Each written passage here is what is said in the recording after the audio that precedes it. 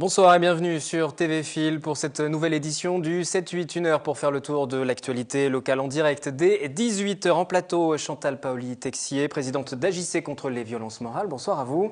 Bonsoir. Vous êtes venue sur le plateau à l'occasion de la Journée internationale des droits des femmes du 8 mars et du lancement de cette opération nationale. Le 8 mars, c'est toute l'année, initiée par le gouvernement. Des actions, chaque jour, 365 actions pour lutter contre les inégalités et les violences. Le détail dans une dizaine de minutes. Et puis nous aurons aussi ce soir une large page consacrée à la culture avec Aurélia Debussy. Bonsoir Aurélia. Bonsoir Wilfried. Et forcément, nous sommes le mercredi, nous sommes en pleine période de vacances. On va s'intéresser aux ateliers pour les enfants, Exactement. aux activités. Mercredi, jour des enfants, traditionnellement.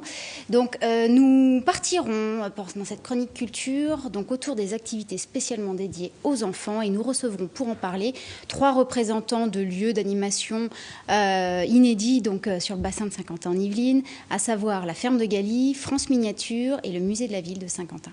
La chronique culture dans une vingtaine de minutes. À tout à l'heure Aurélia. Voici à présent les titres de ce 6 mars. Les sujets à découvrir également ce soir. La ligne de train La Verrière, la Défense réouverte progressivement à la circulation dès ce jeudi. Une reprise partielle avant une fin de travaux toujours prévue le 14 mars.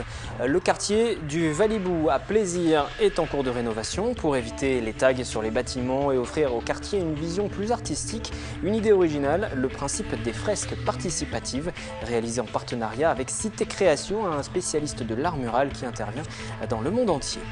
Ce week-end, la réouverture de France Miniature à Elancourt. Chaque année, le site accueille 200 000 visiteurs. Parmi les maquettes en cours de réalisation, la cité de Carcassonne. Et puis, un atelier autour des parfums proposés aux enfants de 8 à 11 ans. Cela se passe à l'Osmothèque de Versailles, un atelier intitulé Les Petits Nez qui se déroule pendant et hors des vacances scolaires. Et puis cette information qui concerne l'entreprise Renault, le plan de compétitivité a été accepté aujourd'hui par les principaux syndicats, CFE-CGC et Force ouvrière. Un plan qui prévoit un niveau de production minimum de 710 000 véhicules par an jusqu'en 2016, dont 110 000 à l'usine de Flins dans les Yvelines. La direction qui s'engage aussi à ne pas recourir à un plan social malgré les 8 260 suppressions de postes en 2 ans. En échange, les salariés devront travailler plus tout en acceptant un gel de leur salaire en 2013. La signature devrait avoir lieu le 12 mars lors du comité central de la société. En revanche, la CGT reste toujours opposée à ce projet.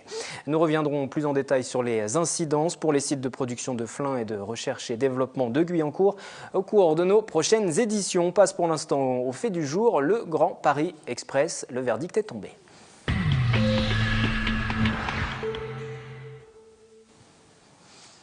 Jean-Marc Ayrault s'est engagé aujourd'hui et mercredi à la réalisation intégrale du futur métro automatique Grand Paris Express en 2030. 2030, c'est donc le chiffre de cette édition. Au total, 200 km, 72 nouvelles gares pour désaturer les transports en commun en Ile-de-France et désenclaver des territoires. Il faudra d'ailleurs dorénavant parler du nouveau Grand Paris.